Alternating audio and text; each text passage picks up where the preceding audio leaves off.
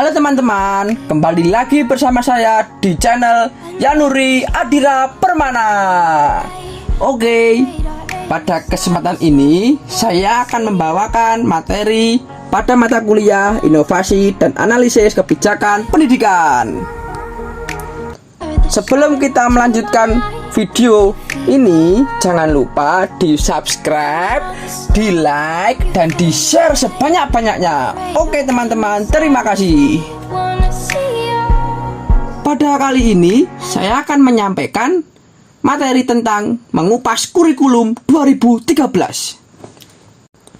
Sebelumnya, perkenalkan dulu, nama saya Yanuri Adira Permana, NIM 185200082. Pendidikan Guru Sekolah Dasar Universitas Veteran Bangun Nusantara Sukoharjo.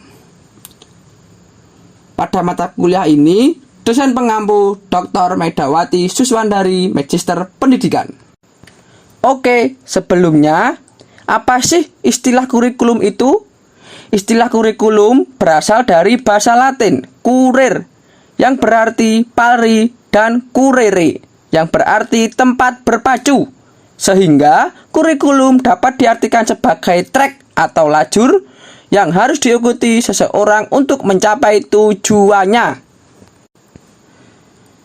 Pada Undang-Undang Nomor 20 Tahun 2003 tentang Sistem Pendidikan Nasional, Pasal 1 Butir 19, yaitu kurikulum adalah seperangkat rencana dan pengaturan mengenai tujuan, isi, dan bahan pelajaran, serta cara yang digunakan sebagai pedoman penyelenggaraan kegiatan pembelajaran untuk mencapai tujuan pendidikan tertentu. Menurut Profesor Dr. Hondes Haji Darkir, menyatakan bahwa kurikulum merupakan alat dalam mencapai tujuan pendidikan. Jadi, kurikulum ialah program pendidikan dan bukan program pengajaran, sehingga program itu direncanakan dan dirancang sebagai bahan ajar dan juga pengalaman belajar. Jadi, kurikulum merupakan sebuah perangkat dari mata pelajaran dan juga program pendidikan yang diberikan oleh lembaga penyelenggara pendidikan yang isinya mengenai rancangan pelajaran yang akan diberikan pendidik kepada peserta didik dalam satu periode jenjang pendidikan. Kurikulum ini tidak sembarangan dibuat, namun disesuaikan pada keadaan dan kemampuan setiap jenjang pendidikan, serta kebutuhan lapangan kerja. Selanjutnya, kurikulum 2013.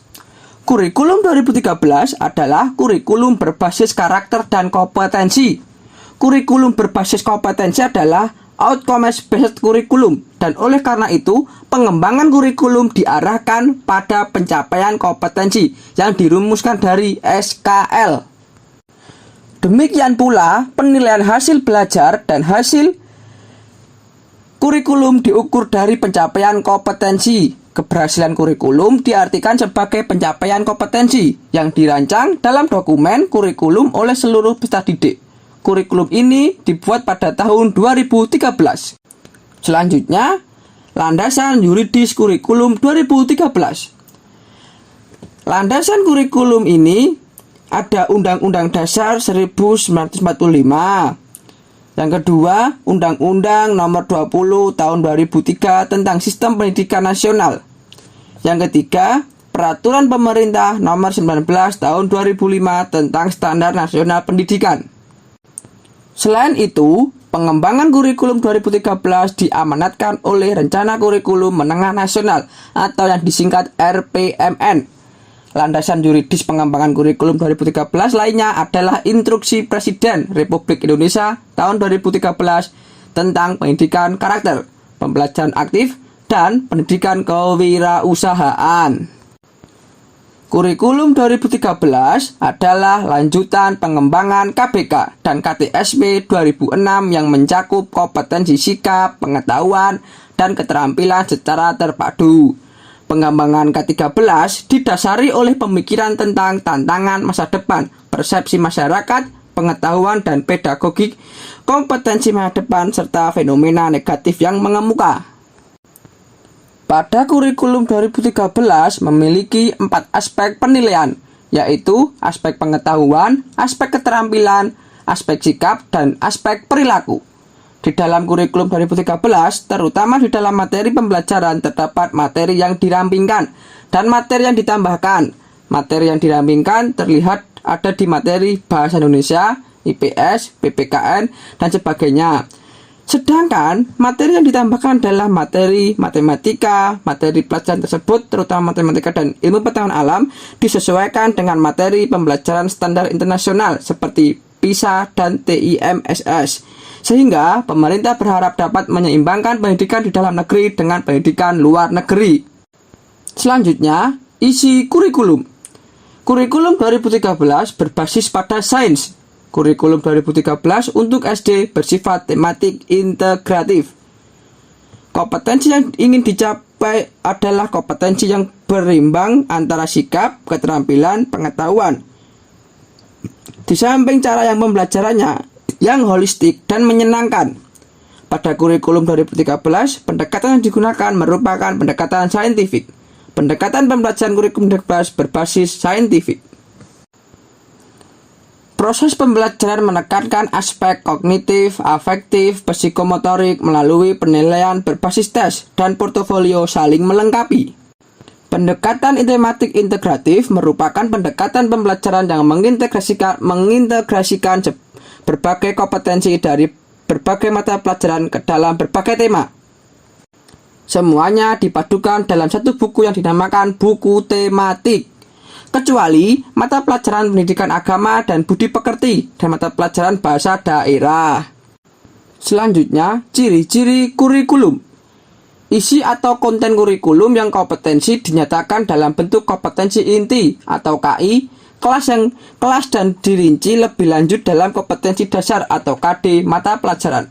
Yang kedua, kompetensi inti atau KI merupakan gambaran secara kategorial mengenai kompetensi dalam aspek sikap, pengetahuan, dan juga keterampilan. Yang ketiga, rencana pelaksanaan pembelajaran dikembangkan dari setiap KD yang untuk mata pelajaran dan kelas tersebut. Selanjutnya, kelebihan kurikulum 2013. Siswa lebih dituntut untuk aktif, kreatif, dan inovatif dalam setiap pemecahan masalah yang mereka hadapi di sekolah. Yang kedua, adanya penilaian dari semua aspek, penentuan nilai bagi siswa yang bukan hanya didapat dari nilai ujian saja, tetapi juga didapat dari nilai kesopanan, religi, praktek, sikap, dan lain-lain. Yang ketiga, munculnya pendidikan karakter dan pendidikan budi pekerti yang telah diintegrasikan ke dalam semua program studi. Kelemahan dari kurikulum 2013, kurangnya pemahaman guru dengan konsep pendekatan saintifik, kurangnya keterampilan guru merancang RPP, guru tidak banyak yang menguasai penilaian autentik, beban belajar siswa dan guru terlalu berat sehingga waktu belajar di sekolah terlalu lama. Selanjutnya, tentang keterampilan guru di abad 21. Yang pertama ada communication. Pada karakter ini, peserta didik dituntut untuk memahami, mengelola, dan menciptakan komunikasi yang efektif dalam berbagai bentuk dan isi secara lisan, tulisan, dan multimedia.